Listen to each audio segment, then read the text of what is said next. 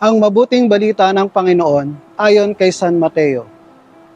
Noong panahong iyon, umalis ang mga Pariseo at nag-usap-usap kung paanong ipapapatay si Jesus. Alam ito ni Jesus, kaya't umalis siya roon.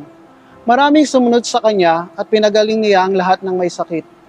Ngunit mahigpit niya ipinagbilin sa kanila na huwag ipamamalita ang tungkol sa kanya. Nangyari ito upang matupad ang sinabi ni Propeta Isaias. Naririto ang lingkod ko na aking ring hinirang. Minamahal ko ng labis, lubos kong kinalulugdan ang banal kong espiritu. Sa kanya ay ibibigay sa lahat ng mga bansay, ibabadhay katarungan. Hindi siya maikipagtalo, mahinahon kung mangusap, at ang tinig niya sa lansangay tinig lamang na paanas. Hindi niya puputulin niya ang tambong na nakahapay, ni hindi rin papatayin ang mga umaandap na ilawan. Hanggang ito'y katarungan, mapagtagumpayan niyang ganap.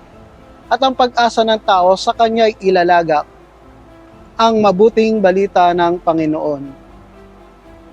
Sa akin pong pagninilay sa mabuting balita ng Panginoon, tumimo sa akin ang sinabi ni Propeta Isaias. Narito ang lingkod ko, ang aking hinirang, minamahal kong labis, at lubos kong kinalulugdan. Ako bilang isang lingkod ng simbahan, naniniwala po ko na ang Panginoon ang gumawa ng paraan para ako ay makapaglingkod sa Kanya at sa Kanyang sambayanan. Dahil sa Kanyang pagmamahal at bilang ganti sa pagmamahal na binigay niya sa akin, tumugon ako sa tawag ng Panginoon na makapaglingkod sa Kanya at sa Kanyang sambayanan. Ayon nga kay San Mateo, I have called not the righteous, but the sinners. Amen. Manalangin tayo. Amang mapagmahal, maraming salamat po sa biyaya ng buhay at paglilingkod sa iyo. Nawa kaming iyong mga lingkod ay patuloy ninyong gabayan sa aming abang paglilingkod sa iyo.